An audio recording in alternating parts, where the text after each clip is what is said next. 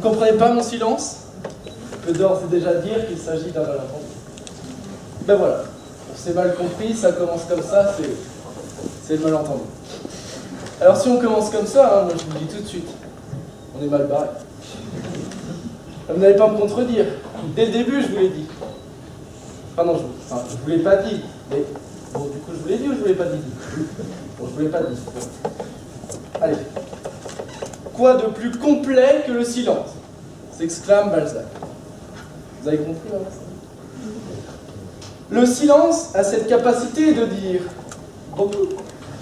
Il a la capacité de signifier beaucoup, d'illustrer beaucoup, sans se fatiguer à n'utiliser aucun mot.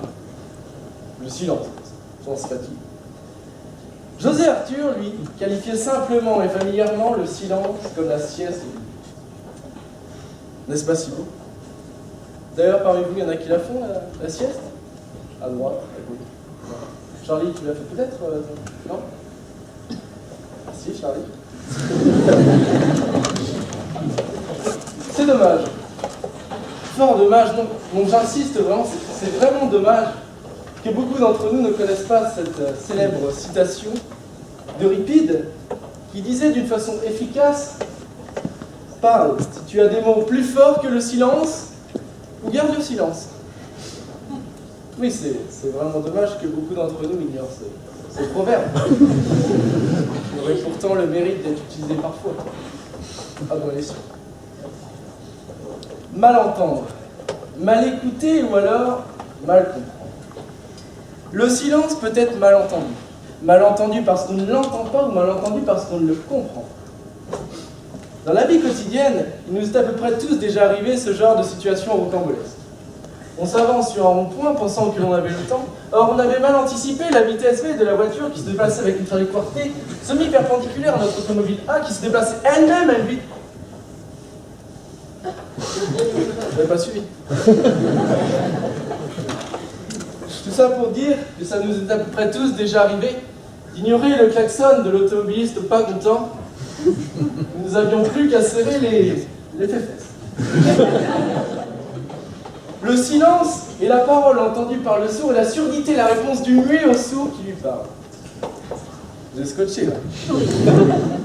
En clair et de façon très simple, le sourd parle mais il n'entend pas.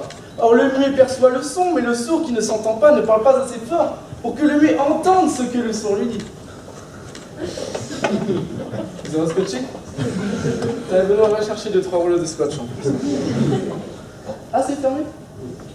Merci Benoît, je vois qu'on peut compter sur ton soutien. Merci, hein. Ça fait toujours plaisir. Pas évident non plus de trouver le silence au milieu de la journée, pendant que tout le monde travaille, ils font semblant de dormir. Car après la pause déjeuner, la digestion c'est quelque chose de super important. Malgré ces attraits évidents, la sieste est perçue en France comme du temps volé à la journée de travail. Un somnologue confirme d'ailleurs mes propos en affirmant que dans notre culture, la sieste est discréditée, considérée comme une forme de perte de temps. Mais que dit la loi à ce sujet? Justement, pas grand-chose. Le législateur et la sieste, c'est silence radio. Le juge a même failli la réduire au silence. Cour d'appel de Rion, 2011. Cela ne vous rappelle donc rien? Encore une jurisprudence passée sous silence et qui pourtant est lourde de conséquences. Un salarié sur un chantier surpris en train de roupiller et du coup licencié pour faute grave.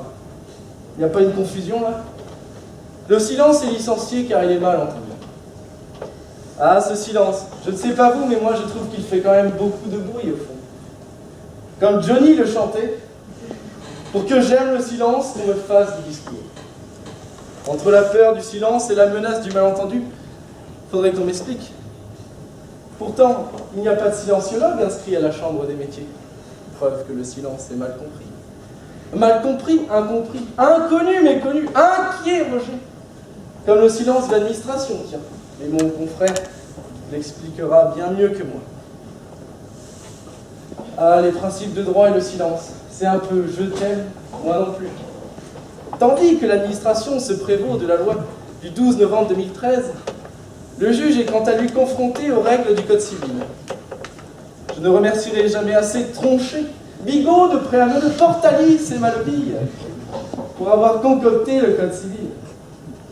Quel précurseur d'avoir réussi en 1804, soit 214 ans avant cette prestigieuse édition du concours d'éloquence, à répondre impeccablement à la problématique avec leur article 4. J'avoue que sur ce coup, je pense que je n'aurais pas fait mieux, et c'est assez rare. J'ordonne donc un silence de plomb pour déguster cette formule lyrique. Le juge qui refusera de juger sous prétexte du silence, de l'insuffisance. Excusez-moi. Le juge qui refusera de juger sous prétexte du silence, de l'obscurité ou de l'insuffisance de la loi pourra être poursuivi comme coupable de délit de justice. Le silence en dit-il plus que les mots? Vous avez 4 heures.